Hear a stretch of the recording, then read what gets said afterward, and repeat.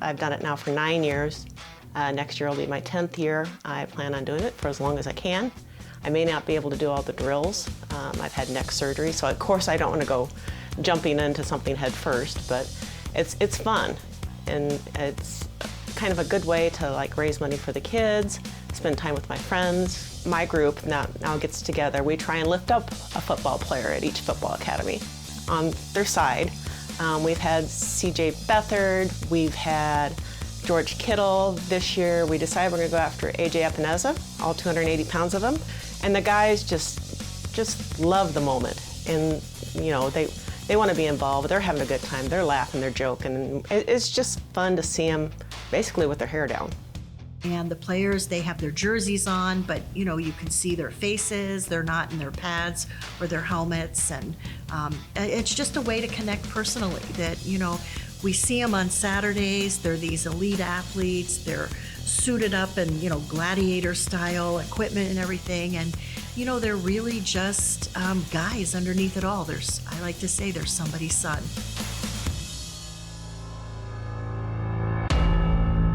I don't think anybody really wants to hear what game day is like for me. It's kind of boring. We're not very much fun. Every game I walk through the parking lot and watch all the tailgaters, and I am so jealous. It looks really fun, but it's really just kind of a day of angst for us coaches' wives. Sometimes I watch it like this, you know. Yeah, there are moments when it gets really hard, close games. But no, we're like moths to flame. I'd never miss a game, and I don't think any coaches' wives would. So we call ourselves moths to the flame. Good morning, everybody. It's breakfast ball on the lakefront in Evanston, where Hawkeye football looks to slam the door on a Northwestern 3-game win streak in this long series and win back-to-back Big Ten games, continuing their climb up the standings ladder in the West Division. I'm Gary Dauphin alongside former Hawkeye great Eddie Podolak. Welcome to coverage of Iowa and Northwestern.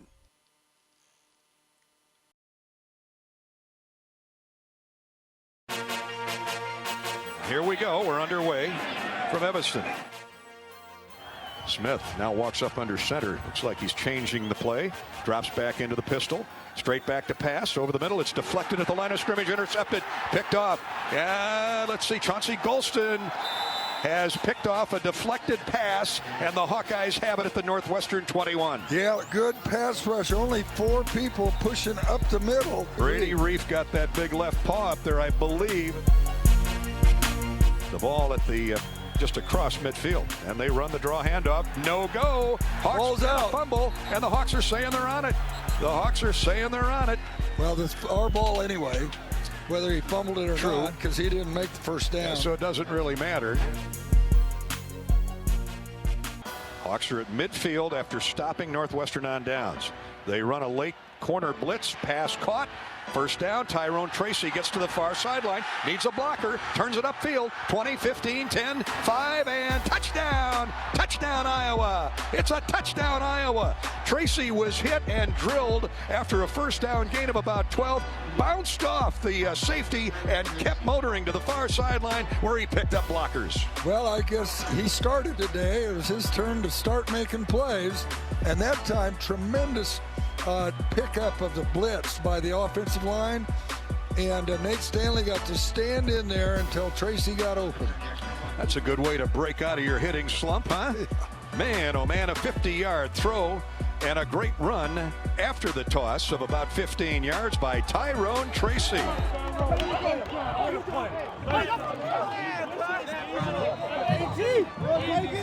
take it. Let's go. Was I moving? Was I moving now? Was I moving? I thought you were about to get caught. I was like, no.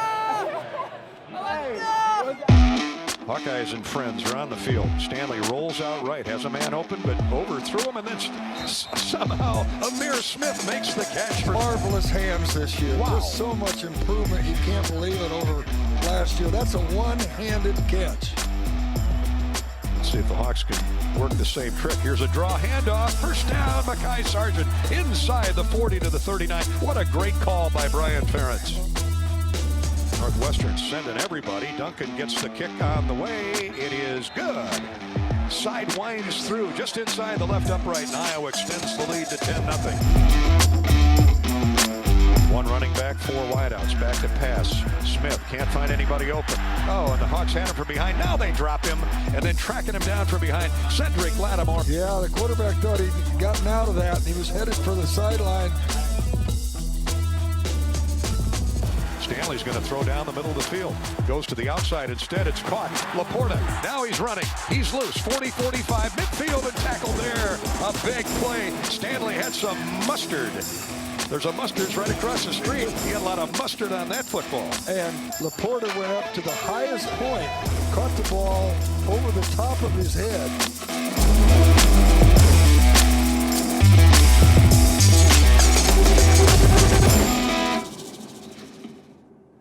The Heartland is brought to you by Mediacom. Today's broadcast is powered by Extreme. Feel the power of amazingly fast internet, up to 1 gig. University of Iowa Healthcare. Changing medicine, changing lives.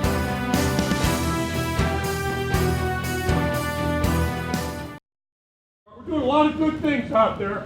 We can still play better. We're kicking off defense. You start out offense. Let's get the ball and go score. All right? Put the pressure on these guys. Keep it on them for 30 minutes. There's nothing to hold back. We empty the goddamn tanks. All right? Lay it out there. Our best football. And it gets back again. All right? It's team football, and you never get outfought. Let's go get this thing and take it home. Let's go. 4th down, almost 5 at the Iowa 42. Big moment in the game. 3 minutes gone. 3rd quarter, Iowa leading 10-0. They send Manjuri, the tight end, in motion. They're going to go for it. Here's Smith. This is a quarterback run. Design run all the way. And he's going to be short of the first down by 2 or 3 yards. He tried to sneak around right in. The Hawks stayed home. Lattimore turned him back inside to his buddy Chauncey Golston, the Detroit duo, in on that one. Well, we need to take advantage of that right now because it looks to me like Pat Fitzgerald says, we're 0-4 in the Big Ten. We're going to go for it on 4th down. There it is. They run the draw handoff to Goodson. Hole off the left side. First down. Runs over a couple purple jerseys and gets the Hawkeye first down at the Northwestern 43. Here are the Hawkeyes straight ahead with Goodson. Big hole over right guard. He breaks it to the outside. Now back inside. First down at the 32-yard line. Off the right edge. 32-yard line of the Wildcats. They guessed right again as the Wildcats took that outside safety and blitzed him. The Hawks will go for it on 4th down. 4th and almost 8. Stanley backs up now, throws to the right side. Caught at the 30, 25, 20-yard line. Looks like a first down. Sean Byer and a key block. Key block thrown by Tyrone Tracy. The Hawks have 1st and goal at the Northwestern 7. They're going to run the sweep to Goodson. Corner turn, 5, goal line. He's out of bounds inside the 1. Here's the snap of a hand to Sargent. He loses a yard, now fights back toward the goal line. And is he over? Yes. It is a touchdown. They signify touchdown Iowa. He was stopped 2 yards behind the line of scrimmage, kept those tree trunks churning, and gets over the goal line. I'm guessing he got a push from behind, but it is a touchdown Iowa for Mekhi Sargent.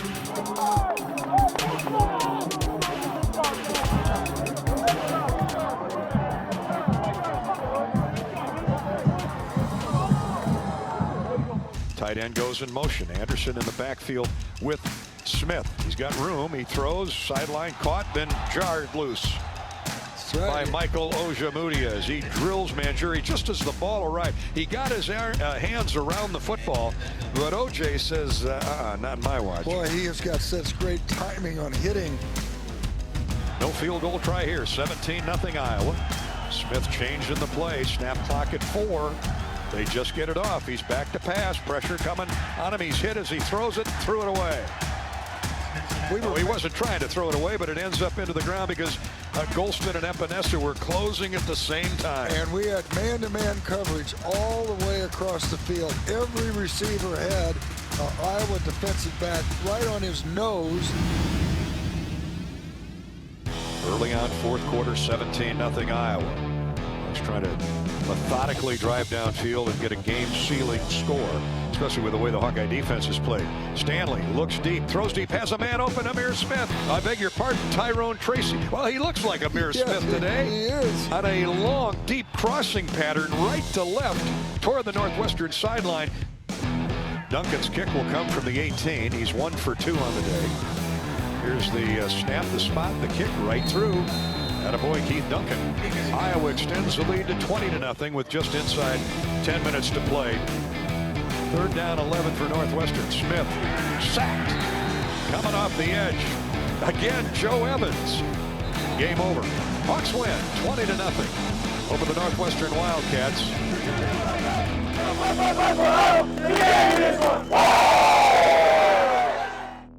The Heartland is brought to you by Iowa Corn.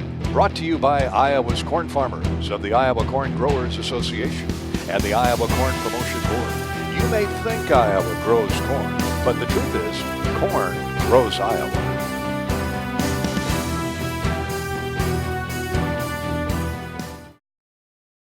I just kind of, over the years, have started picking up a few things for, about the Hawks and Kinnick and everything. I do want to point this out. This is Kinnick turf, and this was something that was in our swag bag that we got at the ladies football academy, the piece of turf, and then I framed it, and I just think that that's pretty cool. This is our cave. I say our because my husband is in my collection. Things that I've collected over the years, he's collected over the years. Things I've gotten from the football academy. I got this signed by Kirk Ferentz.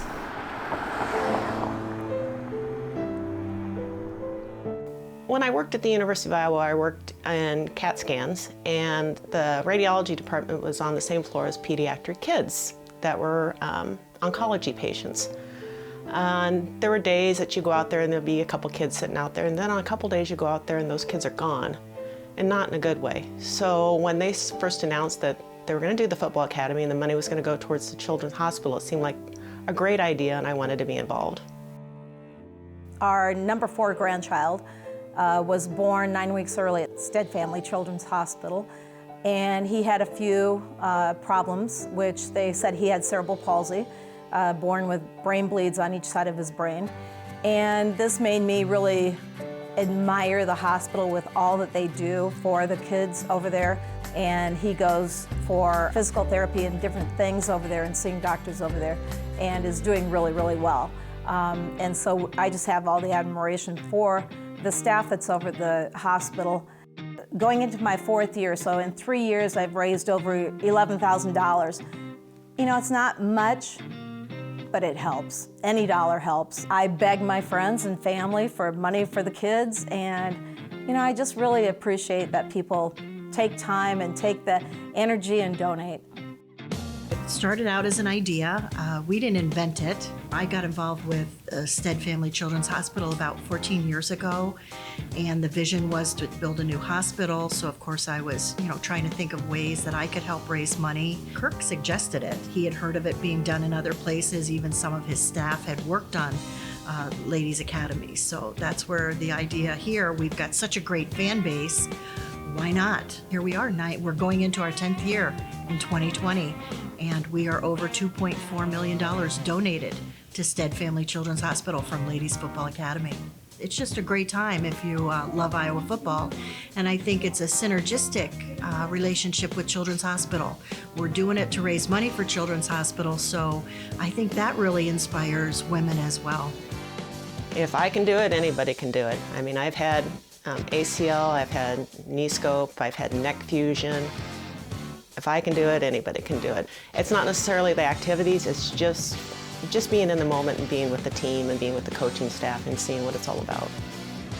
I just absolutely love being with the group of women that do this, going into the locker room, seeing all the background things of the football. Listening to Chris Doyle is just amazing with what he has to say about nutrition for the football players, and seeing the workout facilities, which is just fantastic. I seriously have told everybody, if you want to do it, do it this year, because it's fun.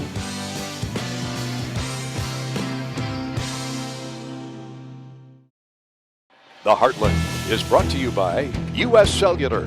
Hawkeye football is brought to you by U.S. Cellular. Avoid breakdowns in coverage with U.S. Cellular. Hy-Vee, where there's a helpful smile in every aisle. Hy-Vee proudly supports the Iowa Hawkeyes.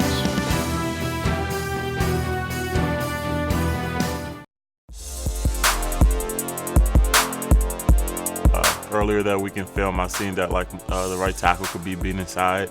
So it was like a counter move to the inside. I hear the ball get hit, and then it just falls right into my hands. And I'm like, well, I probably can take this to the crib, but that didn't happen. I got tackled by their left tackle. That was Brady that batted the ball. If it wasn't for him, I wouldn't even got the interception, so thanks to him. It was a good third down call. After I ran my route, it was basically a timing route. Top of my route, Nate threw it right on the money, and I made one person miss. I mean, I know on film it looks like I made like 5 people miss, but it's really just one person, and everybody else just fell for it. And I saw 2 good blockers out there, Nico Reganey and Amir, and they did what they were supposed to do, and I finished it off and got in for 6. You know, it was a crazy play. You know, I saw a picture of like just a still shot of it when he caught the ball and he's surrounded by like 6 guys, and there's like no way you'd think he would have scored on that play. You know, but Tyrone's been making plays like that for us all year, where he'll make a guy miss or squeak out of a tackle and you know, get 10, 15 extra yards.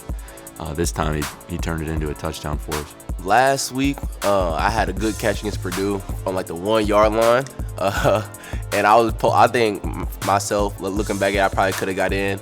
And then this week, when I saw all that open grass, I just knew I was gonna get in, because like last week I didn't get there, so I knew this week I had to get there. We thought we were gonna get a good shot at. We felt good with the protection that we had, and Sam ran a good route. He you know, went up, got the ball for me. Corner fell off on the route, which I wasn't expecting, but Sam did a great job at protecting the ball with his body and you know, coming down with that ball and then getting, you know, 15, 20 extra yards after he caught it. I mean, yeah, I mean, the second bye week's gonna help a lot. Definitely get guys some rest, especially guys that got dinged up during the season. Be able to get them back. It's definitely time to take advantage of your sleep and nutrition and stuff like that, so we can stay on top of that to have an edge against our opponents. Yeah, I think it comes at a good time for us. Everybody's ready for you know, ready to get back on it for Wisconsin, but you know, much needed time for us to you know, step away from football, focus on school a little bit, you know, and recharge a little bit.